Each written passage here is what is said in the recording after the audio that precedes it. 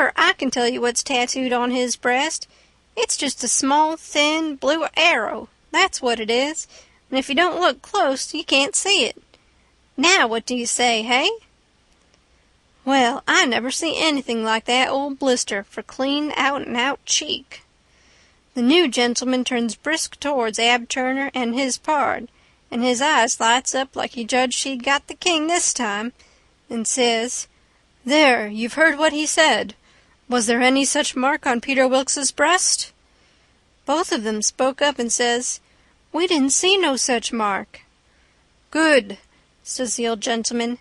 "Now, what you did see on his breast was a small, dim P, and a B, which is an initial he dropped when he was young, and a W with dashes between them, so P-B-W. And you marked them that way on a piece of paper. Come, ain't that what you saw?" Both of them spoke up again and says, "No, we didn't. We never seen any marks at all." Well, everybody was in a state of mind now, and they sings out, "The whole bilin' of 'em's frauds. Let's duck 'em. Let's drown 'em. Let's ride 'em on a rail." And everybody was whooping at once, and there was a rattlin' powwow.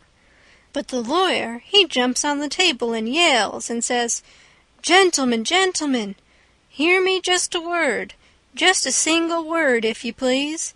There's one way yet. Let's go and dig up the corpse and look." That took them. "Hooray!" they all shouted, and was starting right off, but the lawyer and the doctor sung out, hold on, collar all these 4 men and the boy, and fetch them along too."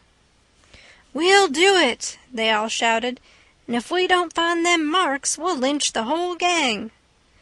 I was scared now, I tell you, but there weren't no getting away, you know. They gripped us all and marched us right along, straight for the graveyard, which was a 1.5 miles down the river, and the whole town at our heels, for we made noise enough, and it was only 9 in the evening. As we went by our house, I wished I hadn't sent Mary Jane out of town, because now if I could tip her the wink, she'd light out and save me and blow on our deadbeats. Well, we swarmed along down the river road, just carrying on like wildcats, and to make it more scary, the sky was darking up, and the lightning beginning to wink and flitter, and the wind to shiver amongst the leaves. This was the most awful trouble, and most dangersome I ever was in, and I was kinder stunned. Everything was going so different from what I had allowed for, 'stead of being fixed so I could take my own time if I wanted to, and see all the fun, and have Mary Jane at my back to save me and set me free when the close fit come. Here was nothing in the world betwixt me and sudden death but just them tattoo marks. If they didn't find them, I couldn't bear to think about it. And yet, somehow, I couldn't think about nothing else. It got darker and darker, and it was a beautiful time to give the crowd the slip, but that big husky had me by the wrist, Hines, and a body might as well try to give Gollier the slip. He dragged me right along, he was so excited, and I had to run to keep up. When they got there, they swarmed into the graveyard and washed over it like an overflow, and when they got to the grave, they found they had about 100 times as many shovels as they wanted, but nobody hadn't thought to fetch a lantern. But they sailed into digging anyway, by the flicker of the lightning, and sent a man to the nearest house, a half-mile off, to borrow one. So they dug and dug like everything, and it got awful dark, and the rain started, and the wind swished and swooshed along, and the lightning come brisker and brisker, and the thunder boomed, but them people never took no notice of it.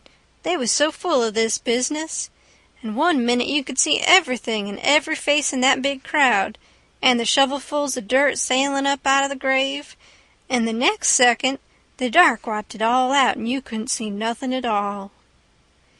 At last they got out the coffin and begun to unscrew the lid, and then such another crowding and shouldering and shoving as there was, to scrouge in and get a sight you never see, and in the dark that way it was awful.